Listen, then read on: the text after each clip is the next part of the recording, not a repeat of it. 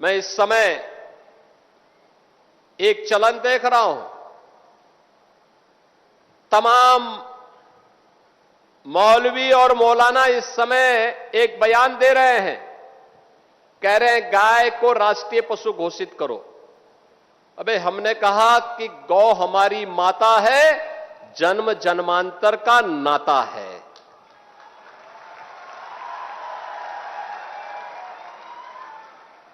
क्या मां और पुत्र के बीच में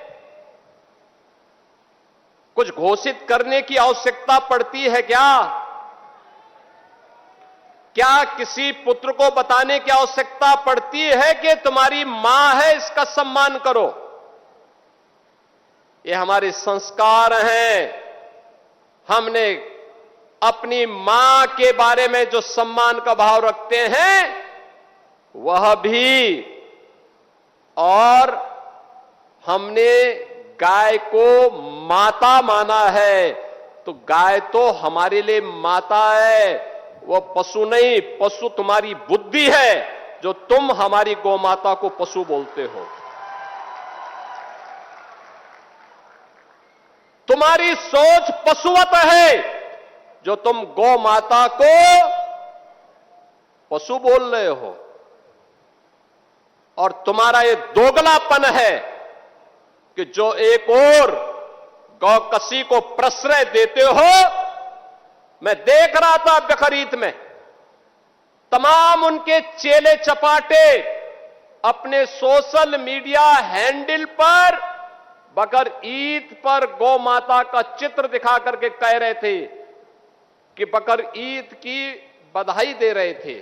लेकिन मैं उनको बोलना चाहता हूं, यूपी में गौ हत्या का मतलब जान रहे हो ना क्या होगा? वो जान रहे हो?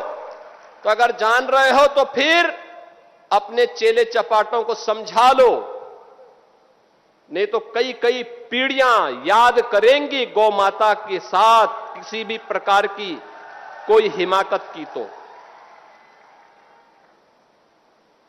मैं पूछना चाहता हूं,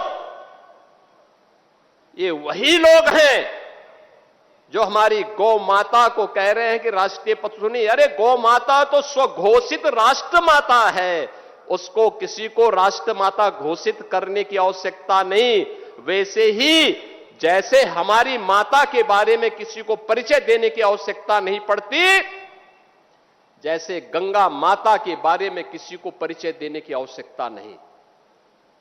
हम सब गंगा माता की आरती करते हैं, गंगा पूजा करते हैं, अपने साथ गंगा पुत्र जोड़ करके अपने को सम्मानित महसूस करते हैं। हमारे तीर्थ मां गंगा के तट पर हैं, हमारे सारे संस्कार मां गंगा के तट पर संपन्न होते हैं। क्या कोई हमें बताएगा कि गंगा हमारी माता है?